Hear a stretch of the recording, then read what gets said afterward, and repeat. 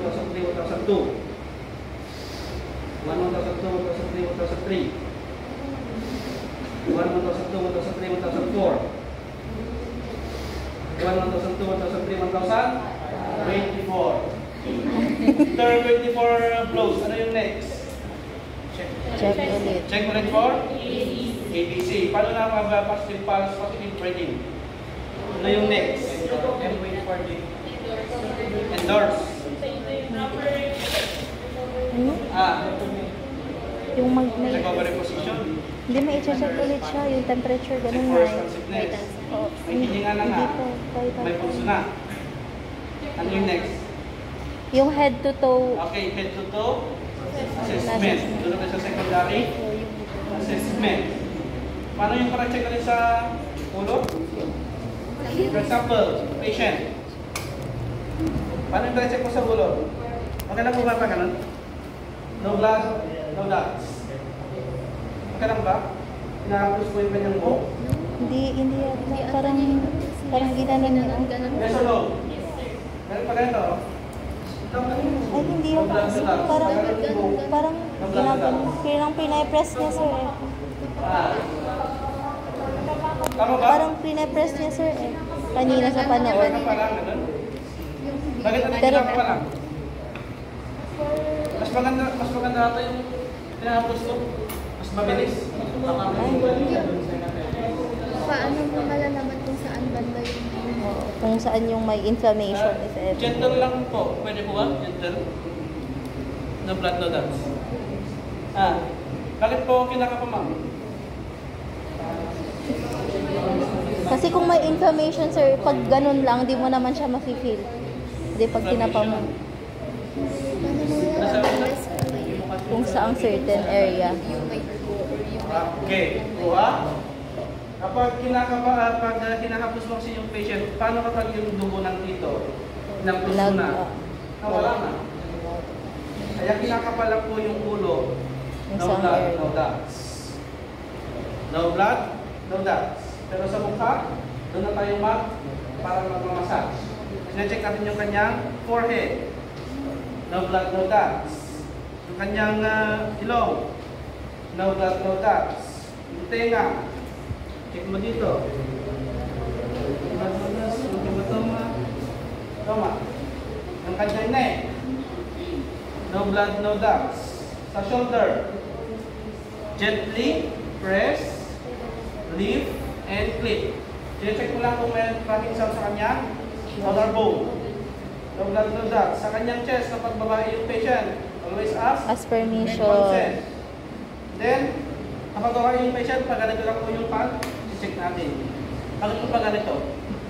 Kasi meron na siya, maaaring lang na nagpo-protect sa kanya, katawan. Pero ako na lang yan, no blood, no dots.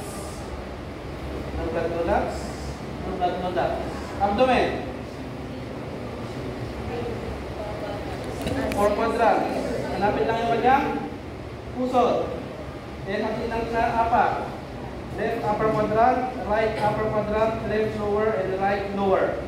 Press gently. No pain, no swelling. No pain, no swelling. No pain, no swelling. No pain, no swelling. Paano kapag sa first pa lang is meron na siyang pain? Dito sa first. Pag-check ko na.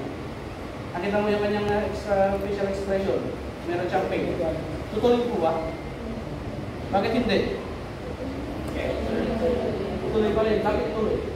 Para ma-check. Saang part? Bakit hindi dito?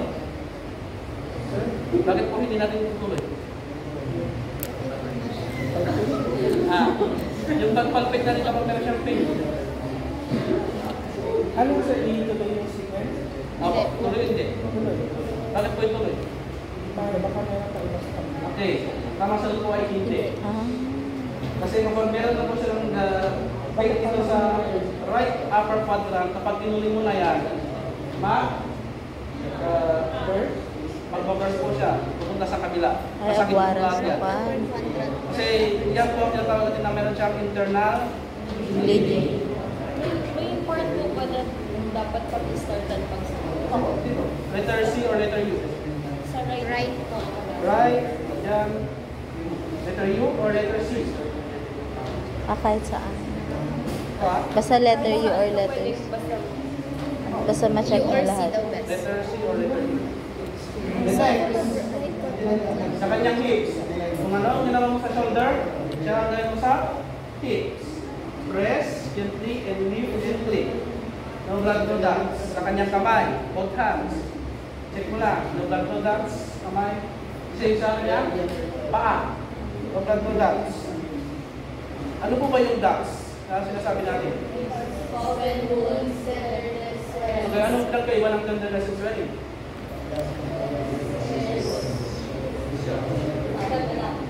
Ano po yung ano? Tenderness. Swell is Tenderness, ito. Anong tenderness ito? Ano po yung tenderness? swell. Pag tender, pag swell, Lumambot. tenderness, malambot. Dito ang banda, ano yung swelling? Ano yung pinagkaiba nila? Tender juice. hot. Tenderness and swelling. Anong pinagkaiba nila? Di ba ang swell is like lobo? Swelling. Inflammation. Swelling. Parehas lang.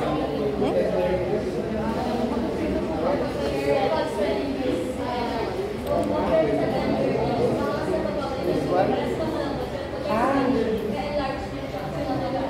Okay. Dito na lang para mas madali. Ang tenderness ay matigas na lumambot. Asan po rin yung matigas na lumambot? Most likely sa? And then sa swelling, malambot na tumigas. Diba? Yung mga muscle, yung mga kanyang tiyan, tumigas. Yun yung tawag na swelling. Okay, na-check natin yung patient. Secondary assessment. Wala na siyang ano, wala na siyang blood and ducts. Ano yung next? Recovery. Ano yung next? Vital sign. Patient. Ano yung next? Ay, recovery position. Ha? Recovery position agad? Recovery position ba? Basta una yata yung recovery sa... Ano ba yung check natin? Para malaman natin na pwede na tayong mag-recovery position sa patient. Vital signs. Vital sign. Okay, saan po talaga check ng vital sign kapag conscious na yung patient? RR. RR. Ano yung RR? Respiratory rate, pulse rate. Saan mo tayo nag-check ng pulse kapag yung patient na detect conscious? Rachel, sa kamay. Kapag unconscious? Heartbeat. Ano Pero sir? nag-check ng vital sign, ano yung next? Recover. Since medical naman sila, yung mga vitals, tapos ilan yung normal. 120/80 sa BP. Respiratory. O 20. Ilan po yung normal ng RR natin? Pulse rate is Ang pulse rate mo RR daw. RR po ano? 24? 20 to 24? 12 to 20 ang Yung pulse rate? is 60 to 100. 60 to 100 per minute. Paano ka pag bumaba? Paano ka pag bumaba? Taki pag mabilis. Taki ang mabilis, brady. Okay, next. Tapos natin na-check ng vital sign. Ano yung next? Ano yung pinaka-important na check natin sa patient bago natin i-recovery position para ma-ensure natin na hindi siya hindi tayo nagbibigay ng complication sa patient. Airway breathing circulation. Ano pa? Phase. Paas method. Iin na yun. Iin ka. Ano yung check natin sa patient? Ano yung nasa likod natin? Spinal. Spine injury. Suspected spine injury. Paano? Head tips and lift, di ba? High arm. Ganon tapos Highness position. Highness position na paano nga? ay pag recovery. Recovery position. Hindi paano pag So paano kung check natin yung patient para malaman natin na meron siyang suspected spine injury? Conscious na yung patient. Conscious na siya. conscious. Okay. Check for PMS. Pulse, motor, and sensory. Pulse mo. Dito sa taas, yung kamay natin, check natin yung pulse, motor, and sensory niya. Check mo yung pulse. Meron siyang pulse. Sir, naliklik ng medyo, sir. Sir, pakita nga yung kamay. Dito taas. Kapag dito sa taas, dito sa yung upper extremities, dito sa upper, backbone natin. Sa lower extremities naman sa lower backbone natin. And then, for male, rarely lang po kasi yung for male na tumataas yung kanya genital. Yun ang tinatawag natin na forced erection. Yung dugo na naipit sa kanyang lower extremities pumupunta sa pinakamalaking ugat. Yung kanyang genitals. Kaya nag-forced erection. Sabi niyo kanina, paano natin pinocorrect yung kanyang posisyon? Yung ating pag-upda 4R. Pero paano naman nakamaong yung patient? Nakamaong yung patient.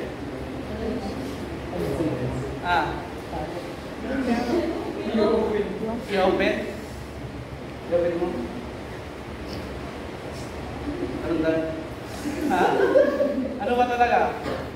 Pag nakapans yung patient or nakabelt, loosen lang po siya. Loosen lang and then kawin. Tuha. Then next, tapos na natin yung patient na ano. So ba?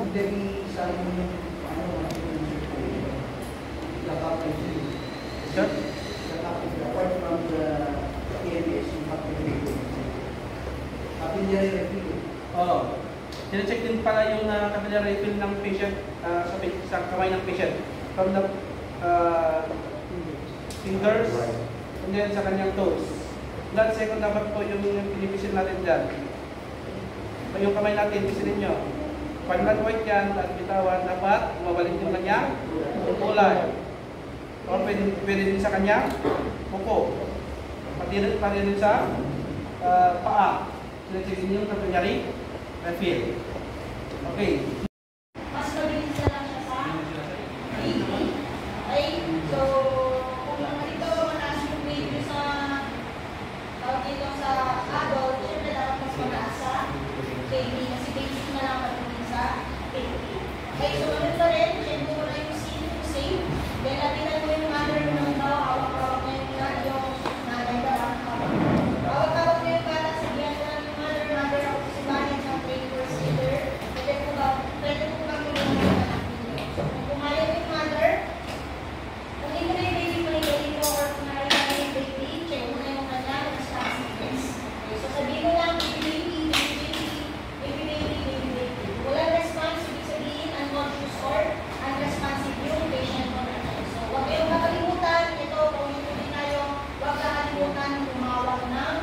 tulong o mag-ask kayo kung saan yung nanay o kung sinong pwede tulong sa niya. Mag-ask kayo ng tulong kung pwede magdala sila ng ambulance kung kailangan at pwede yung facility na magdadala sa pasyente ko natin. Para at least coordinated na yung ambulance natin sa hospital natin. Okay, and then next, habang inaantay yung medical, assess natin yung primary assessment ng baby natin. Check mo lang airway, kung neutral position, check mo lang kung meron nakabara. So, assuming wala kang nakabara. Then next, check natin yung kanyang breathing distribution. 1,002, 1,003, 1,004, 1,005, 1,006, 1,007, 1,008, 1,009, 1,010. Assuming walang pulse, wala breathing. Okay? Then next, sa compression po natin, ginagamit lang natin ring finger and middle finger supported by your thumb. Pero kung mapapansin nyo, baka nakita na kayo, dito kasi namin usually ginagamit yung dalawang thumb. Kasi sa ano ba, tinuturo yun sa mga professional. Siguro pag professional ka, pwede na tayo gumamit yung thumb natin o yung isang ganito lang. Yung isang kamay lang. Okay, so ngayon muna, basic muna tayo. Ring finger and middle finger supported by your thumb. And always, kung nagko-compress sa baby, support natin yung ulo ko. Kasi pag nagko-compress na, walang support ng ulo, yung ulo kasi ng baby. Kailangan nakasupport tayo. So, ay, bilang tayo? 3, 4, 5, 6, 7, 8, 9, 10, 11, 12, 13, 14, 15, 16, 17, 18, 19, 1, 2, 3, 4, 5, 6, 7, 8, 9, 1. Dahil baby to, ito pang adult, babalik tayo lang. Nakuha ko kasi malaki siya masyado. Upukan, dalawa. Release. Release. The next cycle. 1, 2, 3, 4, 5, 6, 7, 8, 9, 10, 11, 12, 13, 14, 15, 16, 17, 18, 19, 1, 2, 3, 4, 5, 6, 7, 8, 9, 2. Release. Release. Third cycle. 1, 2, 3, 4, 5, 6, 7, 8, 9, 10, 11, 12, 13, 14, 15, 16, 17, 18, 19, 20, 1, 2, 3, 4, 5, 6, 7, 8, 9, 3. Release. Release. Fourth cycle. 1, 2, 3, 4, 5, 6, 7, 8, 9, 10, 11, 12, 13, 14, 15, 16, 17, 18, 19, 20, 1, 2, 3, 4, 5, 6, 7, 8, 9, 4. Release. Release. Last cycle. 1, 2, 3, 4, 5, 6, 7, 8, 9, 10, 11, 12, 13, 14, 15, 16, 17, 18, 19, 20, 1, 2, 3, 4, 5, 6, 7, 8, 9, 5. 5. Release. Release. The next, after ng fifth cycle, i-check tayo para malaman natin kung meron ng pulse at saka breathing. So, 1,002, 1,003, 1,004, 1,005, 1,006, 1,007, 1,008, 1,009, 1,010. So, assuming may pulse na siya, but still, low breathing po siya. So, bigay natin yung rescue breathing. So, rescue breathing ba yung pantay? Ilang cycle? 4. 40. For 2 Breath in. 2 minutes. 1, 2, Ilang interval? 3 seconds. 3 seconds. 30 second interval. Okay, pero yung counting niya sa lahat. Okay? So, bigay mo na tayo ng isang buga. 1,001, 1,002, 1,003, 1,004, 1,005, 1,006, 1,007, 1,008, 1,009, 1,040, and last 12. Then next, we check 1,002, 1,003, 1,004, 1,005, 1,006, 1,007, 1,008, 1,009, 1,010. So, assuming may pulse, may breathing na siya, ibig sabihin, revive na naman siya ng matagay. So, proceed ka na sa secondary assessment. Assess ko na yung pasyente mo from head to toe, pwede mo na-interviewin yung nanay. Then, lalagay natin sa open position yung pasyente and check na din yung kanyang guidelines. So, sa rating, sa mga may adding or nagkarga na ng bata o sa mga hindi pa marunong, pwede ito, hawak lang sa may likod ng ulo, support lang, then dun sa may back po niya, lagay lang dito sa Burping position. Halimbawa, gusto kayo pasyente mataas ko lang yung likod at tatangin mo lang yung balita ko. Nag-gets ko? So, after doon, bigay ko sa nanay, pwede lang dalhin niya sa akin ang malapit na hospital. Kailangan ko lang itong dalhin niya sa loob ng hospital. Ayun na rin ba yung gets? Nada ko ba? So, ganun lang kasimple lang yung CPR. Sa totoong buhay, mas mabigat lang yung tayo, kasi totoo tayo, mas mabigat talaga yung dibdib na nakakapagod siya. Actually, yung sa CPR po natin, dalawang klase kasi yung CPR. Okay, meron tayo yung combination ng compression at ventilation. At meron din tayo yung puro compression lang. Yun yung pinatawag natin ng hands-only CPR. Sa hands-only CPR naman po, kailangan makapagbigay kayo ng compression ng 100 to 140 per minute. Dahil yung CPR natin ay 2 minutes, ibig sabihin nun, kailangan maibigay mo yung compression ng 200 to 240 per at in 2 minutes. Yun yung tatapusin mo. Kung halimbawa 10 kayo, pwede 10 kayo lang sa CPR dun sa isang tao. Basta proper lang din yung pagsasalita ninyo. Basta hindi lang na may stop yung pag-compression. So once na tumigil kasi na mag-compress, babalik din siya na mag-close kasi yung puso natin. Kung halimbawa kanina medyo tumipitik na siya, pag nag-stop yan, mag-close ulit siya. Mas mahirap na pong ibalik yun.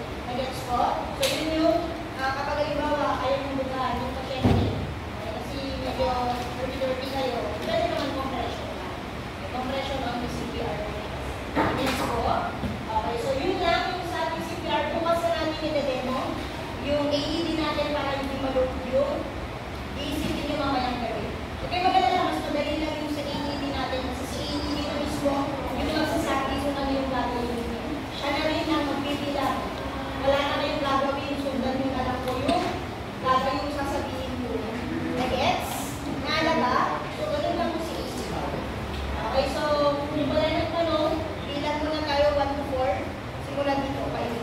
1 to 4 lang yun. 1 to 3, 4, 1 to 3, 4. Para sa casting po natin. Start.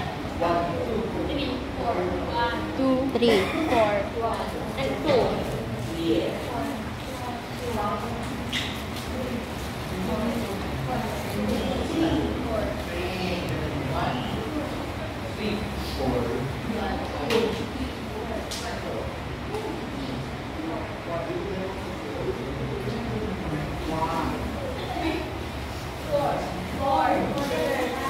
Okay, lahat po ng number 1 to kayo po.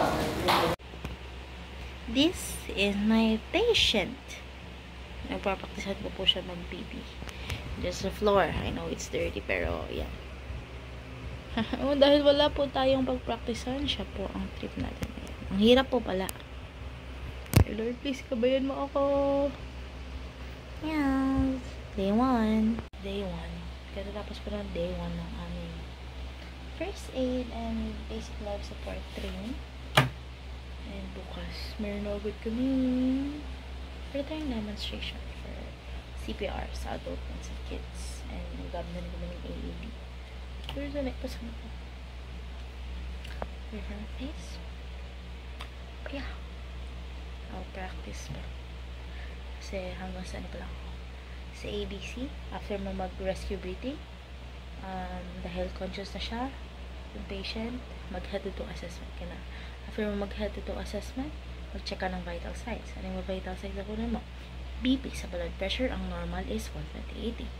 Sa RRR sa respiratory rate, ang normal is 60 to 100, while sa PR is ang RR is 12 to 20, while ang PR is 60 to 100. Okay. Then, after mo mag-check ng vital signs, is need mong i-check kung yung kanya bang spine ay may injury. Dahil ang kanan is yung sensory, motor, yun, PMS, pulse, motor, and sensory. Para ma-check mo if meron bang meron siyang spine injury, dahil nga hindi mo na-check kasi nga nakahiga siya, is need mong i-check ang kanyang motor and sensory, pulse, pulse, motor, and sensory. Yung pag-check mo doon is like, check mo yung pulse. Kapag pag-gising siya, radial. Since conscious na nga siya, sa radial mo siya i-check. Yung motor is, yung sa kamay niya, itataas niya. Or sa paa, itataas niya. Kasi pag tataas niya sa kamay, yung sa upper. Pero pag sa baba naman, or igalaw niya lang, is yun sa lower leg. Taas niya para ma-check if ano pa, may ba yung lower spinal cord niya. Tapos sa sensory, ipa-feel mo if may nafe-feel ba siya. Sensory. Then after that is yung capillary din, like kunyari kapag i-press mo yung kanyang kamay, pag babalik yung kulay, goods. And same with sa paa. Then after that, ipuput mo na siya sa recovery position, yung patient. Sa recovery position, since nasa right ka niya, is that tataas mo yung right hand, tapos i-fold mo yung left hand, and same with yung left na legs niya. Tapos, support mo yung sa arm niya, dito, and sa hip part, tapos sabihin mo na i-roll mo siya towards you. Then yun. Tapos, since nakaganon, i-fold mo yung arm niya, para yun yung, ibababa mo na yung kamay niya na nakaganon, i-lay flat mo sa floor, then i-fold mo yung kamay niya, then after that is head till chin lift, para yung airway niya. Pero if ang patient mo naman is buntis or poison, dapat yung ano niya is away from you, yung position niya, like for the recovery position. So, dahil away from yung imbis na right hand ang itataas mo, left hand, while yung right hand niya naman yun yung naka-fold, and there, yung left leg niya naman naka-fold. Then, sabihin mo lang siya, i-roll mo din siya. Then, yun. Yun na ang recovery position. And, yeah. Then, wait mo na lang until dumating ang, then yun. Yun lang siya. Wait mo lang yung medical, yung ambulance ang nawag. Then, mag-assist ka. Then, yun. Then, may proper na donning ng gloves. It is dapat skin to skin siya. Kasi alangan naman, along silbi ng gloves na ginamit mo kung hindi ka naman marunong magtanggal ng gloves. So, dapat, yan, naka-gloves ka. Since ito, may gloves sila pareho, since ito yung end, hilain mo rin yan. Pag ito naman, pag yung ito na lang may gloves, tapos nandiyan yung old, dapat pag gano'n. Kasi tapon mo. And that's the end of the CPR sa adult.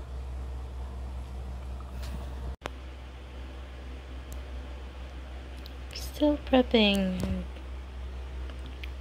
This is me. I wait.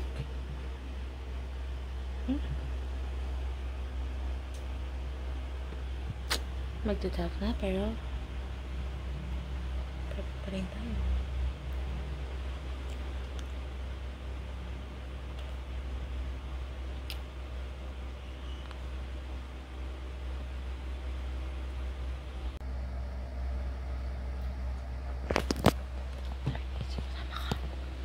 I mean, like, I know.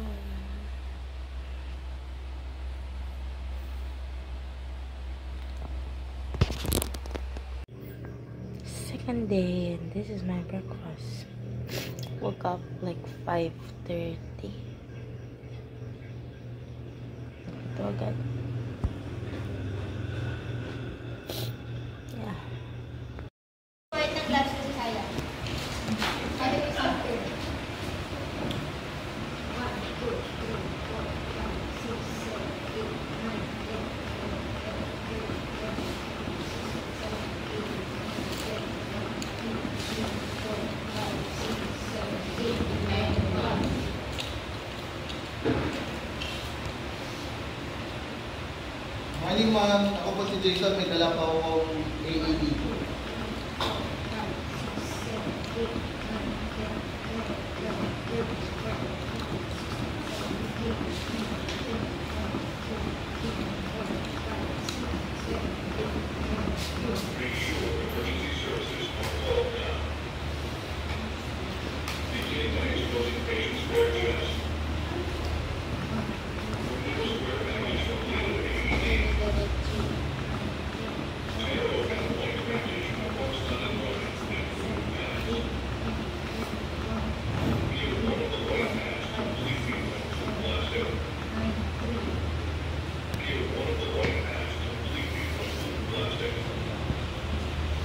Nasa side talaga. Parang sa side ng rib ano.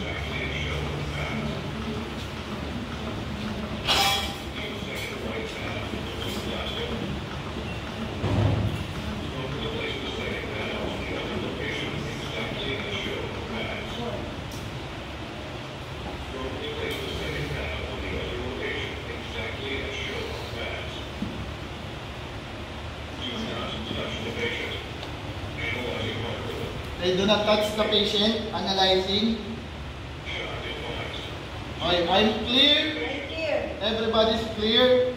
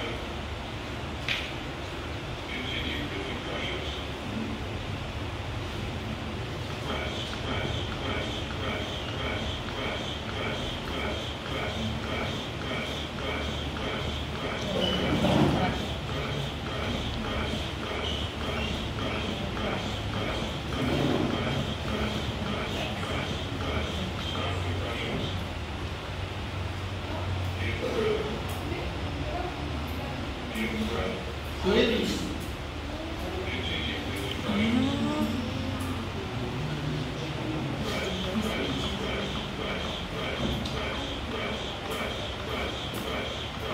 After dalawa na.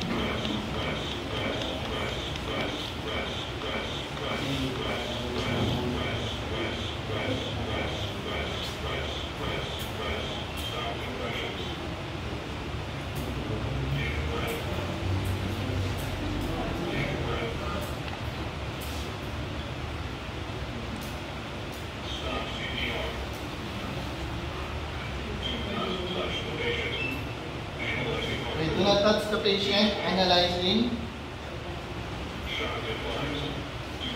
Okay, I'm clear, you're clear, everybody's clear. Repeat lang yung cycle. Question? Tanong?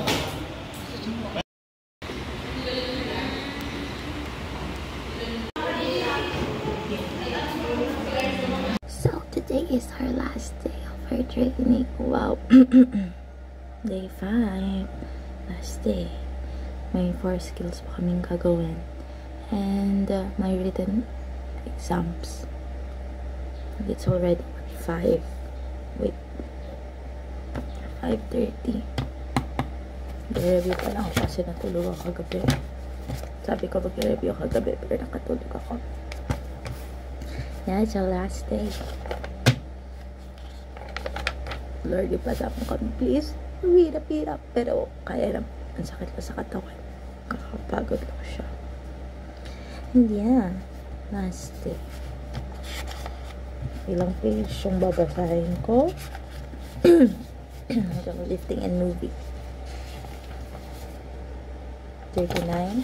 Pero I'll read the last 3 pages pa. 2.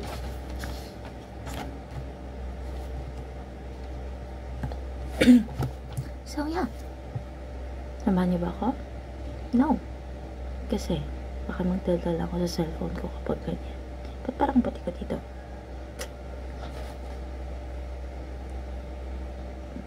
Dapat natapos ko magbasa 6:30 para makakain pa ako.